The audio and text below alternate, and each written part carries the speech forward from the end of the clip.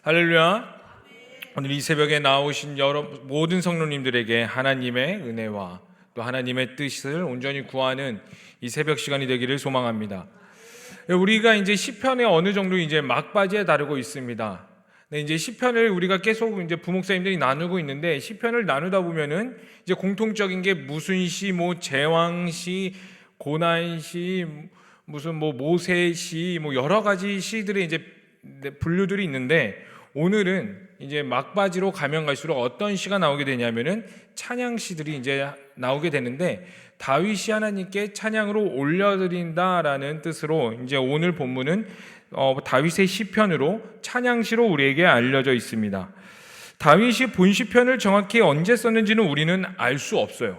정확히 누구도, 어떤 학자도 다윗이 이때 이 본문을 썼을 것입니다, 뭐 아둘람굴에 썼을 것이다 라고 정확히 단서를 가질 수 있을 만한 것들은 나와 있지는 않지만, 전체 흐름과 다윗이 주변 국가의 대부분을 정복함으로써 다윗 왕과의 왕권과 이스라엘이 더욱 견고하게 된 것에 의해 하나님께 감사하며 기록된 것으로 추정되어 있습니다. 그래서 모든 것들을 종합해 보면 학자들은 아마 다윗의 노년에 이제 이 찬양시를 하나님께 올려드렸을 것이다라고 추측을 하고 있습니다.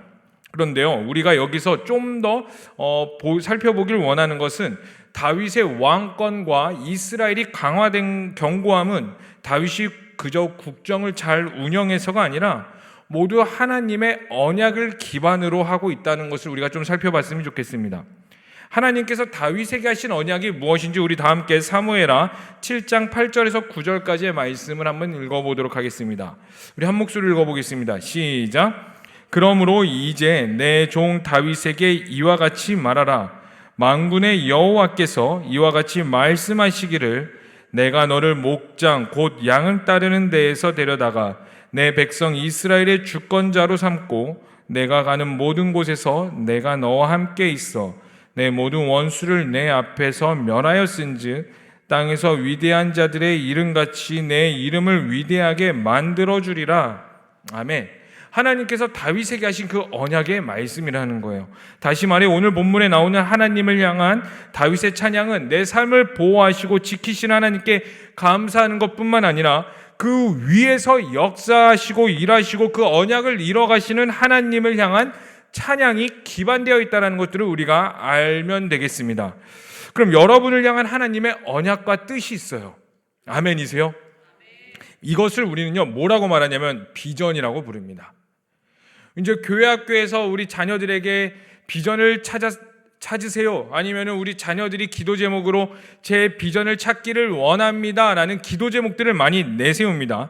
그런데 이 비전은 어떤 직업적인 소명 아니면 뭐 장래 희망을 우리는 흔히 비전이라고 많이 생각하는데, 여러분 그건 비전이 아니에요. 엄밀히 따지면요, 비전은 무엇이냐면은 나를 향한 하나님의 뜻이 바로 비전이에요.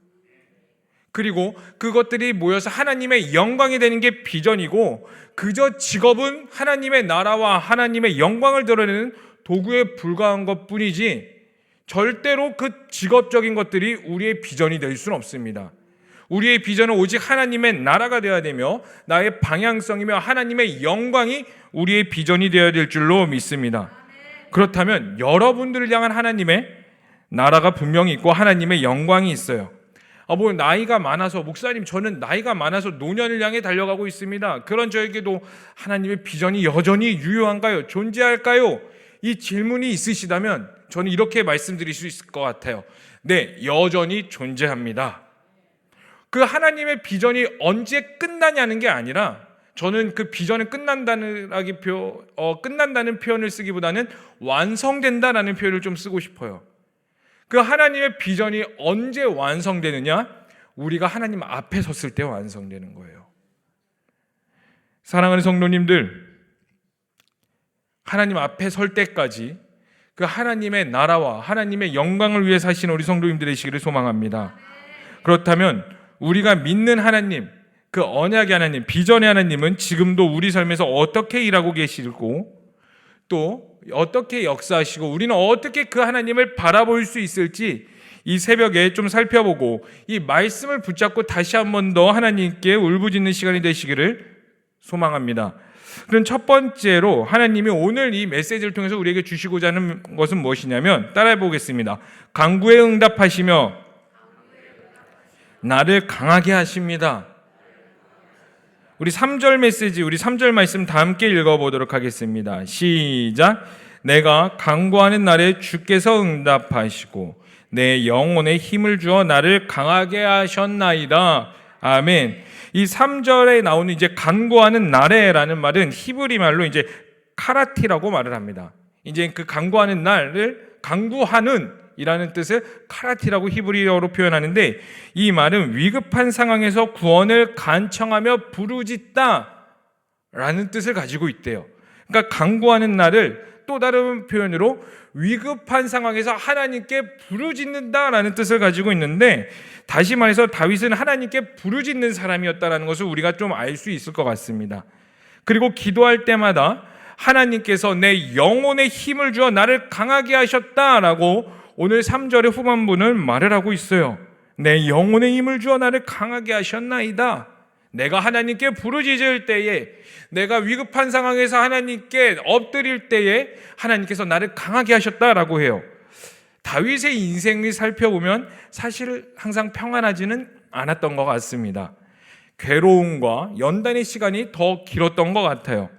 그리고 그때마다 다윗은 하나님께 부르짖었어요. 그런데 우리가 여기서 분명히 알길 원하는 것은 무엇이냐면, 다윗이 하나님께 부르짖을 때마다 하나님은 다윗에게 인간적인 방법으로 응답하지 않으셨다라는 거예요. 때로는 응답이 더딘 것처럼 보일 때가 많았습니다. 그리고 오히려 다윗에게 응답은 모든 기도 제목들이 이루어지는 것들이 아니었어요. 다윗이 그 수염 앞에서 목숨이 위태로울 때에 수염 앞에서 침 질질 흘리면서 미친 척하고 있을 때 다윗은 어떠한 기도를 하고 있었을까요? 아둘람길에서 다윗은 어떠한 기도를 하나님께 올려드렸을까요? 혼자 외로워하며 씨름하고 있을 때 다윗은 하나님께 과연 어떠한 기도를 올려드리고 있었을까요? 제가 다윗의 경지까지는 아닐지라도 아마 하나님 이 상황을 이겨낼 수 있게 해달라고, 아니면 어쩌면 이러한 기도를 했을지도 모르겠습니다. 하나님 이런 비참한 인생 빨리 끝내달라고, 엘리야처럼. 그런데 하나님은 그 다윗의 모든 인간적인 방법으로 우리에게 절대로 응답하시지 않으셨어요. 오히려 내 영혼의 힘을 주어 나를 강하게 하여 하나님과 살아갈 힘을 주신 것이라고 고백을 하게 됩니다. 다윗의 노년에 봤을 때요. 여러분, 우리가 이것이 우리의 기도 제목일 줄로 믿습니다. 각자만의 어려움과 상황들이 다 있으실 거예요. 극복해야 될 난관들이 있죠. 이런 말이 있죠. 산 넘어 산이다. 산 넘어 산. 이 산 넘으면 뭔가 해결될 줄 알았는데 또 다른 산이 나에게 있고, 이 정말 에베레스트 산이라고 느껴졌던 내 인생의 굴레가 뒤돌아봤더니 동산이었고 더 큰 문제들이 내 앞에 있었구나. 그게 우리의 인생인 것 같고 우리에게 주어진 환경인 것 같습니다. 그때마다 우리는 하나님께 사실 울부짖죠. 사실 새벽 예배에 나오실 정도라면요, 하나님을 잘 믿으시는 분들일 겁니다. 그리고 이 시간에 깨어서 기도하길 원하시는 분들은 내 삶에 문제가 있을 때 어떻게 나와야 되는지를 기본적으로 다 알고 계시는 분들이에요. 의지할 곳이 없어서 나오셨겠죠. 근데 우리가 진짜 그 의지할 곳이 없는 상황 가운데서 내가 원하는 것들을 하나님께 의뢰하고 기도할 수 있죠. 그러나 하나님, 우리가 분명히 알아야 될 것은 하나님은 우리가 원하는 대로 응답하시지 않고 오히려 무엇을 말씀하시냐면 내가 살아갈 힘을 우리에게 부어주신다라는 겁니다. 그걸 우리는 버티는 힘이라고 말하죠. 근데 그 버티는 힘이 어디까지 이루어지냐면 그 하나님 앞에서 버티고 또 버티고 하나님 안에서 하루하루 살아갈 때에 하나님의 언약이 이루어지는 것들을 보게 됩니다. 그래서 분명한 것은 하나님은, 따라해봤으면 좋겠습니다. 하나님은 언약을 이뤄가시는 분입니다. 아멘이세요? 분명히 나를 향한, 우리 가족, 우리 자녀를 향한 하나님의 뜻은 사라지지 않습니다. 그럼 우리는 그때까지 버티고 내 영혼에 힘을 주시며 나를 강하게 하시는 하나님을 붙잡는 그 믿음인 것이에요. 우리 예레미야 33장 2절에서 3절까지의 말씀을 다 함께 읽어봤으면 좋겠습니다. 시작. 이를 행하시는 여호와, 그것을 만들며 성취하시는 여호와, 그의 이름을 여호와라 하는 이가 이와 같이 이르시도다. 너는 내게 부르짖으라. 내가 내게 응답하겠고 내가 알지 못하고 크고 은밀한 일을 내게 보이리라. 아멘. 하나님께서는 다 이루셨습니다. 아멘이세요? 하나님께서는 승리하셨습니다. 정말 아멘이세요? 그럼 이제 우리의 역할은 그 하나님과 동행하는 거예요. 그 하나님과 늘 동행하시는 성도님들이 되시기를 축복합니다. 자, 그럼 두 번째로 하나님이 우리에게 말씀하시고자 하는 건 무엇이냐면 따라해봤으면 좋겠습니다. 하나님은 열방에서 지금도 일하고 계신다. 하나님은 열방에서 지금도 일하고 계시다라는 거예요. 그 응답하시고 간구하신 하나님이 그 열방 가운데서 온 우주에서 지금도 일하고 계신다는 건데, 우리 4절의 말씀을 다 함께 읽어봤으면 좋겠습니다. 시작. 여호와여, 세상의 모든 왕들이 주께 감사할 것은 그들이 주의 입의 말씀을 들음이오며. 아멘. 4절에 세상의 모든 왕들이라는 표현을 쓰고 있습니다. 여기에서 모든 왕들이 이제 모든 민족과 나라, 열방이 하나님을 찬양하게 될 것을 이제 예언적으로 선포하고 있는데, 그런데 이런 예언, 모든 열방이 하나님을 찬양할 것이라는 이 예언적인 선포는 솔로몬 왕 시절에 시바 여왕을 비롯해서 여러 왕들이 이스라엘을 방문했어요. 솔로몬 시절에. 그리고 그 위엄 있고 위대하고 아름다우신 하나님 여호와의 이름을 찬양하고 돌아갔습니다. 그것들이 어느 정도 솔로몬 시대에 이루어졌어요. 그리고 오늘날 신약 시대에 와서 복음이 전 세계에 증거됨으로써 예언이 성취돼 가고 있으며 장차 예수님의 재림 때에 완전히 성취될 것이라는 거예요. 이게 중요한 포인트가 뭐냐면 예수님의 재림 때 이 모든 것들이 완전히 성취된다라는 거예요. 여러분, 구약과 신약이 있습니다. 구약이 뭐예요? 옛 언약이고 신약은 새로운 언약이라는 뜻을 가지고 있어요. 그럼 구약이 우리 가운데 언약하는 게 뭐예요? 메시아를 이 땅 가운데 보내겠다예요. 세상을 만드신 하나님이 신이 되어 메시아를 이 땅 가운데 구원자를 보내겠다. 그게 바로 예수 그리스도라라고 표현해 주는 게 바로 구약입니다. 그럼 그냥 신약 시대에 와서 그 예언들이, 그 약속들이 이루어졌어요? 안 이루어졌어요? 이루어지셨단 말이에요. 예수 그리스도가 이 땅 가운데 오셨고 그 모든 인류를 대속하기 위해 십자가에 지셨어요. 그것들이 이루어지셨는데 그 예수님이 부활하시고 40일 동안 제자들과 함께 있으신 후에 하늘로 승천하시면서 분명히 우리 가운데 약속하신 게 있어요. 그게 뭐예요? 내가 진실로 속히 다시 오겠다라고 약속을 하셨어요. 그러면 그 약속하신 예수님의 재림이 이 땅 가운데 있다는 건 무엇이냐면 우리는 여전히 그 언약의 때를 살아가고 있다는 것입니다. 제가 앞서 하나님은 우리를 강하게 하시는 분이라고 말씀하셨어요. 응답하시는 분이라고 분명히 말씀드렸습니다. 그 응답하시는 하나님이 그 언약 가운데 우리를 지키시고 하나님의 때에 맞춰서 우리 가운데 그 모든 기도 제목들을 이끌어 가시는 그 개인적인 하나님이라면, 이 세상의 왕이라는 것은 무엇을 뜻하냐면 이 시대 가운데 하나님께서 하나님의 나라를 이뤄가시며 하나님의 영광을 드러내시고 결국 장차 이 땅 가운데 분명히 다시 오실 거라는 그 언약 가운데 기반하고 있다는 것을 성도님들이 우리 아셨으면 좋겠습니다. 그러므로 우리는 언약의 성취가 완성되어져 가는 시대에 살아가고 있음을 인지하셔야 돼요. 여러분, 분명히 인지하셨으면 좋겠습니다. 여러분들이 지금 살아가고 있는 이 1분, 1시간, 1초, 그 하루, 한 1개월, 그 1년이라는 시간이 그저 그냥 나에게 순식간에 이루어지는 시간들이 아니라 지나가고 있는 1초의 시간이 그 하나님의 언약이 성취되어 가고 있는 시간임을 인지하고 계셨으면 좋겠어요. 이것을 인식하고 있는 사람과 없는 사람의 삶의 방법은 너무나 다릅니다. 왜냐하면 인생의 가치관과 목적이 다르기 때문이에요. 마태복음 28장 20절에 이런 말씀이 있습니다. 우리 다 함께 읽어봤으면 좋겠습니다. 시작. 내가 너희에게 분부한 모든 것을 가르쳐 지키게 하라. 볼지어다 내가 세상 끝날까지 너희와 항상 함께 있으리라 하시니라. 아멘. 이 마태복음 28장 20절, 마태복음 맨 마지막에 장식하는 구절입니다. 그리고 28장, 우리가 읽지는 않았지만 28장 18절에서 20절까지의 말씀은 어떠한 별명을 가지고 있냐면 지상대명령이라는 별명을 가지고 있어요. 근데 그 지상대명령에 뭐라고 말하냐면 내가 너희에게 분부한 모든 것을 가르쳐 지키게 하라. 볼지어다 내가 세상 끝날까지. 세상 끝난다는 건 언제예요? 우리의 수명을 다해서 하나님 앞에 설 때까지, 아니면 우리가 살아생전에 예수님의 재림을 볼 수도 있고 못 볼 수도 있습니다. 언제 오실지는 아무도 몰라요. 그러나 우리는 내 육신이 죽어서든 아니면 예수님의 재림이 이 땅 가운데 구름 타고 오시던 간에 우리는 어쨌든 그 세상 끝날을 보게 될 겁니다. 그때까지 우리와 함께 하신 하나님. 그렇기 때문에 사랑하는 성도님들, 여러분들의 그 1분 1초는 그저 흘러가는 시간이 아니라 언약의 시간임을 꼭 기억하셨으면 좋겠습니다. 언약의 길을 걸어가는 자들에게 하나님께서 세상 끝날까지 함께 하신다고 분명히 말씀하셨는데, 이 얼마나 든든한 약속입니까?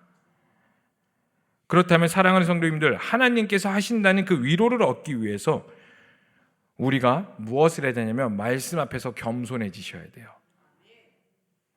하나님은 기적적으로 우리에게 뭔가를 드러내지 않으셨어요. 물론 기적도 베푸시죠. 그러나 궁극적으로 이 말씀을 통하여 모든 걸 다 이루시는 분이세요.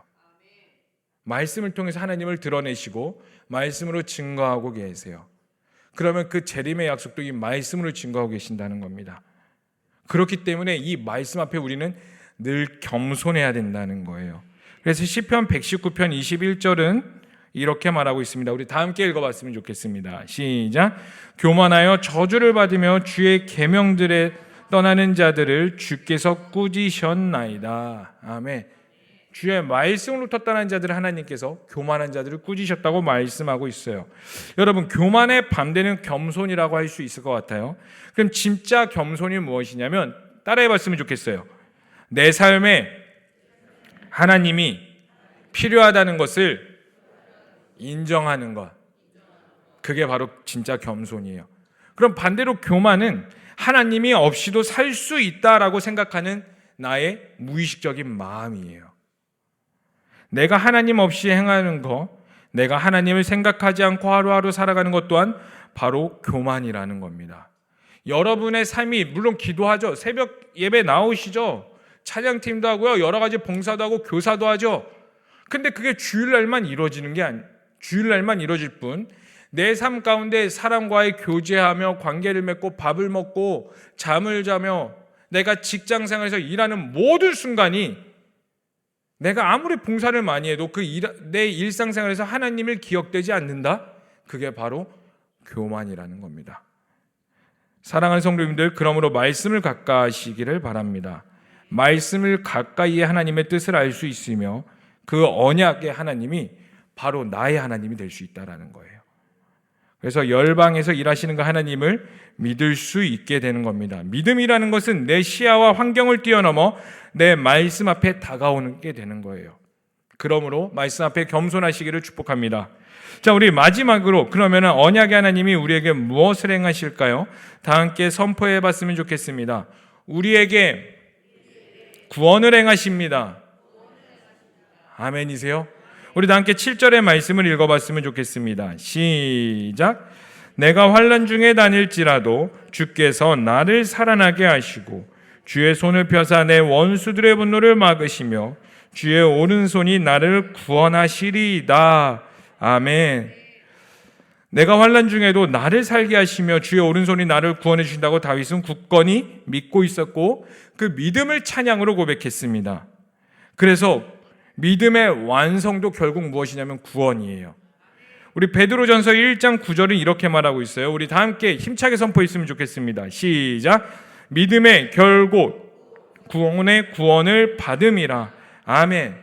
구원이야말로 하나님께서 우리에게 보여주신 언약의 궁극적인 목표예요. 예수님이 이 땅 가운데 왜 오셨어요? 심심해서 오셨어요? 그저 우리가 그냥 불쌍해서요? 예수님이 이 땅 가운데 낮은 자의 모습으로 오신 이유, 오셔서 십자가에 달려 돌아가신 그 이유, 그러면 그 예수님이 십자가에 달려 돌아가실 때에 그 십자가는 어떠한 뜻을 가지고 있냐면요, 저주의 끝판이에요. 로마 사람들도 로마 시민에게는, 그 대제국 로마도 로마 시민에게는 십자가형을 하지 않았어요. 왜요? 너무나 고통스럽고 잔인한 형벌제도이기 때문에요. 그리고 유대인들에게 나무에 달려 죽은 거는 저주받은 자들의 죽음이었어요. 예수님은 유대인적 관점으로나 로마 사람들 관점으로나 가장 비참하고 저주스럽게 죽으신 분이에요. 그리고 그 가장 고통스럽게 죽으셨어요. 그래서 로마 군사가 예수님이 이제 돌아가셨을 때 옆구리에 창을 딱 찔렀을 때 물과 피가 같이 쏟아져 나왔다고 그러죠. 이걸 해부학적으로 무엇을 뜻하냐면 너무나 그 고통이 극심해서 모세혈관이 다 터져서 죽었을 때 나타나는 현상이라고 합니다. 그러니까 인간이 가장 극심한 스트레스와 고통을 받았을 때에 해부하면은 그렇게 물과 피가 같이 쏟는다고요. 예수님은 가장 고통스럽게 죽으셨어요. 왜요? 결국 영구원을 위해서 이 땅 가운데 오신 거라고요. 구원을 위해서 우리 가운데 죽으신 겁니다. 그렇기에 우리의 삶에서 하나님을 찬양할 수밖에 없어요. 하나님을 진정으로 안다면, 하나님을 진정으로 갈망하고 하나님을 더 깊이 알아갈수록 내 입에서는 하나님을 찬양하는 고백이 나와야 하는 것이 바로 믿는 자들의 입술에서 나와야 되는 선포라는 겁니다. 왜냐하면 우리 하나님은 언약의 하나님이며 열방을 통치하시는 하나님이며 구원을 베푸시는 하나님이기 때문이에요. 여러분, 결국 여러분들의 완성은 무엇이 되어야 되냐면 영혼 구원이 되셔야 됩니다. 여러분들이 첫 번째로 나는 구원받은 자들임을 알으셔야 되고요. 두 번째로 영혼 구원을 위해 사셔야 돼요. 여러분들이 먹고 마시며 길을 걷고 생각하고 직장에서 일을 하며 아까 말씀드렸죠. 그 비전, 여러분들을 향한 하나님의 뜻, 하나님의 나라, 하나님의 영광이 어디서 나와야 되냐? 바로 영혼 구원에서 나오셔야 돼요. 내가 얼마나 하나님께 쓰임받으냐, 내가 멋있게 쓰임받으냐, 휘황찬란하게 높은 자리에서 멋있게 인생을 살다 가냐가 중요한 게 아니라 내 인생에서 과연 영혼 구원의 열매가 얼마나 맺어졌나, 내가 그 예수 그리스도를 얼마나 따라갔나, 내가 직접적으로 전도하지는 못하더라도 내가 직접적으로 용기를 내서 예수 믿으세요라고는 내 평생에 말을 못했을지라도 나의 이 겸손한 한마디가, 나의 낮아짐이, 나의 한 번의 인내가, 나의 한 번의 그 보이지 않는 곳에서의 봉사가, 쓰레기 줍는 것들이, 영혼을 살리는 그 힘내라는 말이, 내 이기심을 죽이는 일들이 누군가를 살릴 수만 있다면 나는 기꺼이 오른밤도 맞겠습니다. 내가 기꺼이 낮아지겠습니다. 그게 여러분들의 인생의 목적이 되셔야 된다는 거예요. 왜냐하면 예수님이 나를 위해 왜 오셨다고요? 나를 구원하시기 위해. 이제 말씀을 마무리하겠습니다. 오늘 본문은 다윗이 자신의 인생에서 역사하시는 하나님을 찬양한 시편입니다. 그리고 그 다윗의 하나님은 오늘도 살아계시고 역사하시는 하나님이며 우리 또한 다윗처럼 깊은 교제를 할 수 있는 사랑의 하나님이세요. 그 하나님 앞에서 여러분들은 노년에 어떠한 고백을 하길 원하세요? 만약에 지금 노년의 길을 살아가고 계신다면 지금 이 순간 하나님 앞에서 어떠한 고백을 하길 원하십니까? 여러분들의 기도 제목이 다 이루어졌다고 어떻게 고백하시겠습니까? 그리고 여러분들의 인생의 목표와 기도 제목을 무엇으로 삼고 노년을 준비하시겠습니까? 다시 한 번 더 말씀드리지만 하나님은 지금도 살아계시고 여전히 역사하고 계십니다. 그리고 여러분 한 사람 한 사람을 향한 하나님의 약속 여전히 또한 우리에게 유효합니다. 이제 우리가 함께 좀 기도했으면 좋겠어요. 하나님의 언약과 말씀을 깨닫는 지혜와 성령을 구했으면 좋겠습니다. 오늘 이 새벽에 부르짖을 때 하나님께서 응답하시고 하나님께서 말씀하실 겁니다. 여러분 이거 분명히 잊지 마세요. 기도하시는 순간에도 우리 하나님은 언약의 하나님이며 나를 향한 하나님의 언약이 여전히 유효하고 있다는 것을. 그렇다면 여러분 가운데 어떠한 열매를 맺길 원하며 어떠한 고백이 있기를 원하십니까? 그러나 분명히 우리가 알아야 될 것은 우리는 언약의 시대를 살고 있고 예수님은 분명히 다시 오실 것이며 그리고 예수님은 우리를 구원하기 위해 이 땅 가운데 오셨다는 것. 여러분들의 문제가 아무리 클지라도 이 법칙은 변하지 않습니다. 이 하나님의 구원은 변하지 않으세요. 이제 우리가 그 하나님께 지혜를 구하고 하나님께 부르짖을 때 하나님께서는 응답하시고 말씀하실 겁니다. 우리 하나님은 응답하시는 하나님입니다. 아멘이세요? 이 시간 우리 다 함께 주여 한번 부르실 때에 이 새벽에 놀라운 하나님의 위대한 경험을 하는 시간이 되시기를 간절히 소망합니다. 하나님, 우리에게 응답하여 주시옵소서. 우리에게 영혼구원의 열매가 있게 하여 주시옵소서. 내가 그때까지 어떻게 살아야겠습니까? 내가 어떤 비전을 가지고 살아야겠습니까? 말씀하시고 회개하시고 깨닫게 하시고 고치게 하시고 주님을 더 깊이 알려달라고 우리 주여 한번 부르시면서 간절히 기도하도록 하겠습니다. 주여, 사랑의 하나님, 이 시간 우리가 주님께 간절히 기도하며 나아갑니다. 사랑의 하나님이시여, 하나님 우리에게 말씀하여 주시옵소서. 하나님 우리에게 주님을 더욱더 깊이 알려주시옵소서. 우리 하나님은 언약의 하나님이며 구원의 하나님이며 열방 가운데 다시 오실 예수 그리스도를 선포하신 하나님임을 믿습니다. 그렇게 이 말씀 앞에 다시 한 번 더 우리가 겸손히 엎드리며 나아가오니 하나님 아버지시여, 우리 가운데 주의 구원을 나타내시옵소서.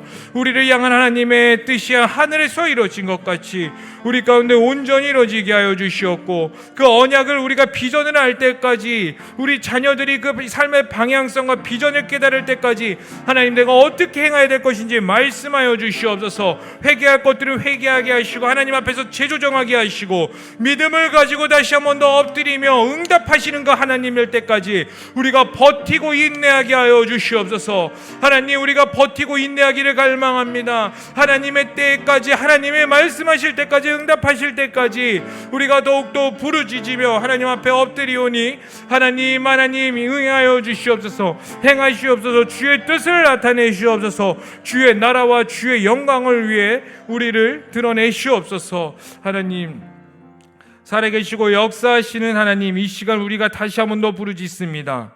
우리 하나님은 행하시고 응답하시고 언약의 하나님을 믿습니다. 우리를 향한 하나님의 언약, 우리 이 나라와 이 시대와 우리 자녀를 향한 하나님의 비전이 분명히 그 언약에 있는 줄로 믿습니다. 그때까지 우리가 또 부르짖고 버티며 또 버티며 나아가오니 하나님의 때에 하나님의 말씀으로 응답하여 주시옵고, 결국 그때 영혼 구원이 있게 하여 주시옵소서. 인간적인 승리가 아니라 진정한 승리를 맛보게 하여 주시옵고, 오늘 이 새벽에 부르짖을 때에 그 응답과 그 비전의 확신이 있게 하여 주시옵소서. 성령님, 하늘의 문을 여시옵소서. 이 시간 부르짖는 모든 자들에게 말씀하시기를 간절히 소망하오며 이 모든 것을 믿고 살아계신 예수님의 이름으로 기도합니다. 아멘. 주여, 주여, 주여. 살아계시고 역사하신 하나님께 다시 한 번 더 부르짖으며 나아갑니다. 말씀하시는 여호와시여, 선포하시는 여호와시여, 우리가 여호와께 하나님께 엎드리며 나아가오니 하나님 우리에게 말씀하시고 다시 한 번 더 그 말씀으로 응답하여 주시옵소서. 우리를 향한 하나님의 뜻과 계획이 소멸되지 않음을 믿습니다. 하나님, 하나님의 뜻을, 하나님의 영광을 위해 드러내시옵소서.